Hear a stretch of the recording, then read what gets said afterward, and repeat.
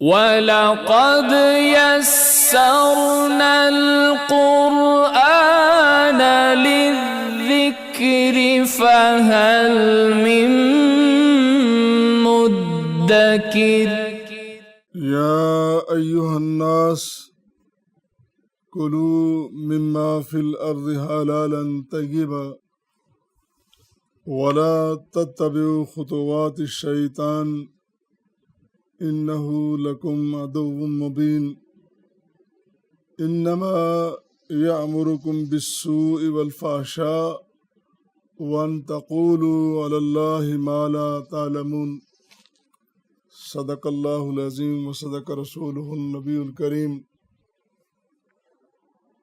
اللہ کے خاص لطف و کرم اور اس کی بے پایاں رحمتوں سے اور اسی کی عطا کردہ توفیقات سے ہم قرآن کریم کا مطالعہ کر رہے ہیں۔ یہی ہر دم دعا ہوتی ہے کہ اللہ تعالی ہمیں قرآن کریم سے صحیح معنوں میں استفادہ کرنے، اس کے مطابق اپنی زندگیوں کو سنوارنے کی توفیق عطا فرمائے۔ آج کی آیات مبارکہ سورہ بقرہ کی 168 سے 173 تک ہیں، جن میں سے 2 آیات میں نے آپ کے سامنے تلاوت کی ہیں۔ گزشتہ آیات میں توحید الہی، اس کی معبودیت اور توحید کے چند دلائل، اور پھر محبت الہی کیا ہوتی ہے، اس کے بارے میں معروضات پیش کی گئیں۔ موجودہ آیات کریمہ میں اللہ تعالیٰ نے حلال کھانے کے فوائد کیا ہیں اور حرام کھانے کے نقصانات کیا ہیں، یہ بیان فرمائے ہیں۔ تو ان آیات کی روشنی میں چند ایک نکات آپ کے سامنے رکھے جائیں گے۔ مفسرین نے بڑی طوالت کے ساتھ، بڑی تفصیل کے ساتھ اس کی تفسیر بیان کی ہے ان آیات کریمہ کی۔ وہ شاعری ایک مجلس میں بیان کرنا مشکل ہی نہیں، ناممکن ہے۔ تو چند ایک نکات آپ کے سامنے رکھتے ہیں۔ نمبر 1 یہ ہے کہ حلال کھانے کا حکم اور پھر شیطانی سازشیں، ان کے بارے میں ہم جانتے ہیں رب تعالی اجتماعی طور پر تمام انسانوں کو خطاب فرما رہا ہے، یا ایھا الناس کلوا مما فی الارض حلالا طیبا، اے انسانوں، اے میری تخلیق کردہ مخلوق، میری زمین میں سے تم حلال کھاؤ، حرام نہ کھانا۔ اور جہاں حلال کھانے کا حکم دیا، ساتھ ہی پھر یہ بھی فرما دیا کہ وَلَا تَتَّبِعُوا خُطُوَاتِ الشَّيْطَانِ، شیطان کے راستوں پہ نہ چلنا، اس کی چالوں میں، اس کی سازشوں میں نہ آ جانا، اس کا بڑا نقصان ہوگا تمہیں۔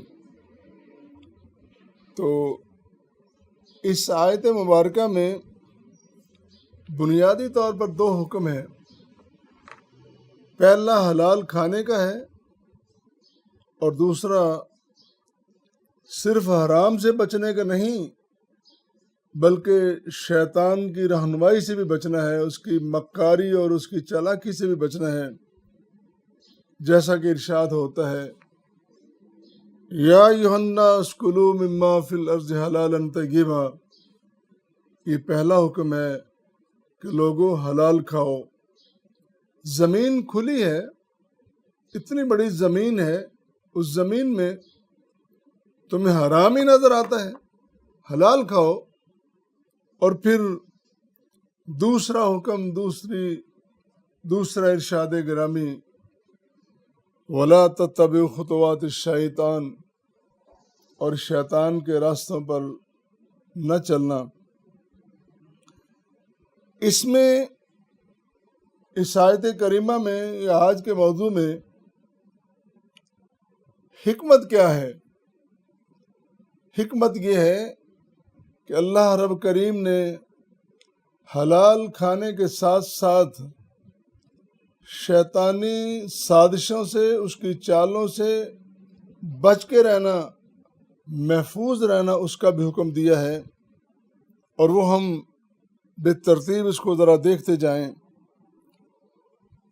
پہلی سازش اور پہلی وضاحت یہ ہے، انسان کو اللہ نے شیطان کا تعارف کروایا کہ یہ ہے کیا۔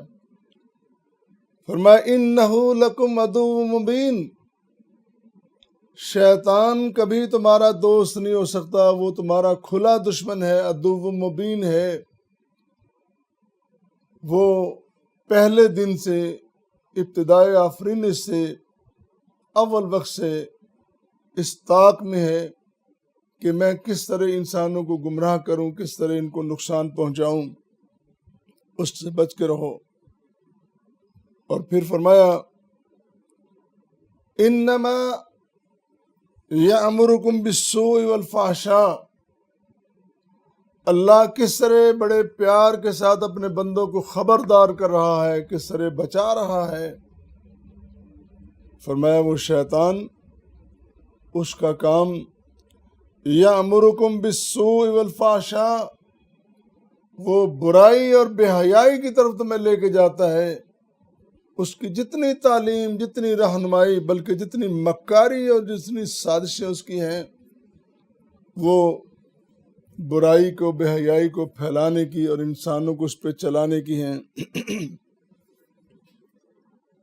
اور پھر اگلی بات یہ فرمائی وَأَن تَقُولُوا عَلَى اللَّهِ مَا لَا تَعْلَمُونَ، اور شیطان کی یہ کوشش ہے کہ تم اس کی محبت میں، اس کی رہنمائی میں اللہ پر وہ باتیں کرو، وہ تہمتیں لگاؤ، وہ الزام باندھو، تمہیں ان کا پتہ ہی نہیں ہے کہ ہم کون کون سی باتیں کر رہے ہیں۔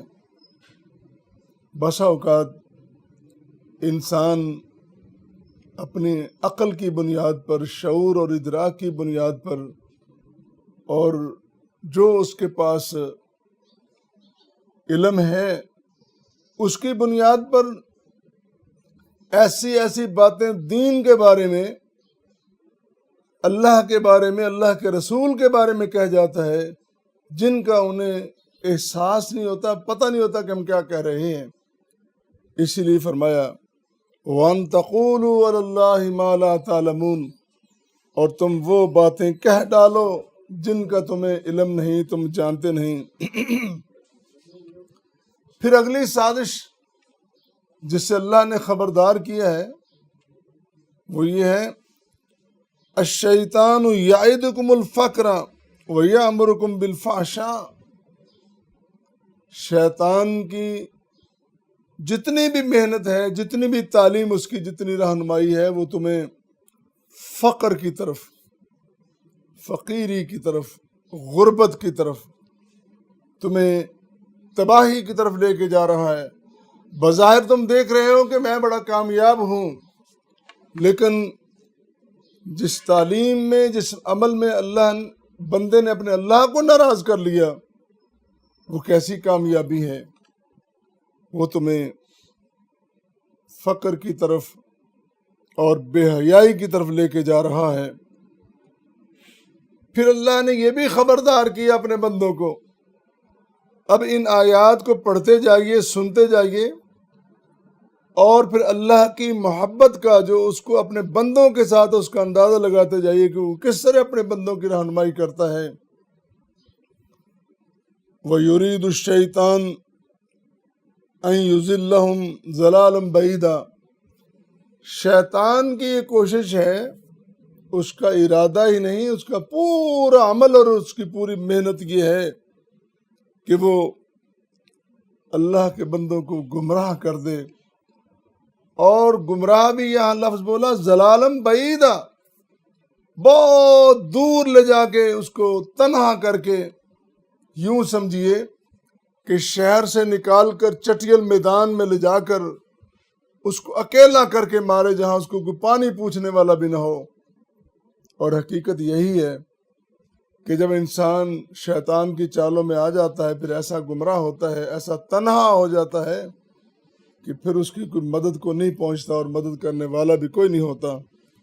اسی لیے فرمایا کہ وہ شیطان یہ کوشش کرتا ہے کہ انسان کو انتہائی گمراہ کر کے اور دور لے جائے۔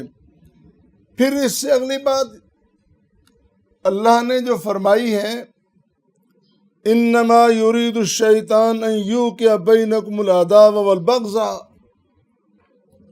شیطان کی یہ بھی کوشش ہے کہ وہ تمہارے درمیان عداوت پیدا کر دے، بغض پیدا کر دے، دشمنی پیدا کر دے، تمہارے درمیان دوریاں پیدا کر دے، بعد پیدا کر دے۔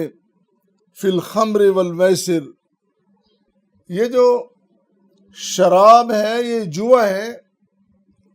پہلے حلال کا تذکرہ ہو رہا ہے کہ حلال کھانے کا اور حرام سے بچنے کا، اور پھر حرام کے ساتھ یہ بالخصوص اس کا تذکرہ فی الخمر والمیسر، یہ شراب جو تمہیں بظاہر بڑا سکون دے رہی ہے، اور تم کہتے ہو کہ میں جب تھوڑی سی پی لیتا ہوں میرے غم دور ہو جاتے ہیں، میری پریشانیاں ختم ہو جاتی ہیں۔ کبھی تم نے یہ نہیں تصور کیا کہ تھوڑا سا غم، تھوڑی سی پریشانی دور کرتے کرتے اپنے اندر طبعی طور پر کتنا ہیجان پیدا کر لیتے ہو۔ اور جب تم الکوہل کے عادی ہو جاتے ہو، جب تمہاری عادتیں ثانیہ بن جاتی ہے، فطرت ثانیہ بن جاتی ہے، یہ تمہاری عادت، کس قدر تم تنہا ہو جاتے ہو۔ پھر تمہیں تنہائی کی ضرورت ہے، پھر تمہیں شراب خانے کی ضرورت ہے، پھر تم پبلک کی ضرورت نہیں ہے، پھر دوستوں کی ضرورت، پھر وہی اسی طبیعت کا ایک آدھ بندہ تجھے چاہیے۔ کس قدر تم نے اپنے آپ کو تنہا کر لیا۔ اور پھر یہ بھی فرمایا شیطان کی کوشش، اس کی سازش یہ ہے وَيَصُدُّكُمْ عَنْ ذِكْرِ اللَّهِ، وہ روکتا ہے تمہارے راستے میں، رکاوٹ بنتا ہے کہ تم اللہ کا ذکر نہ کرو۔ وَعَنِ الصَّلَاةِ، نماز سے بھی روکتا ہے۔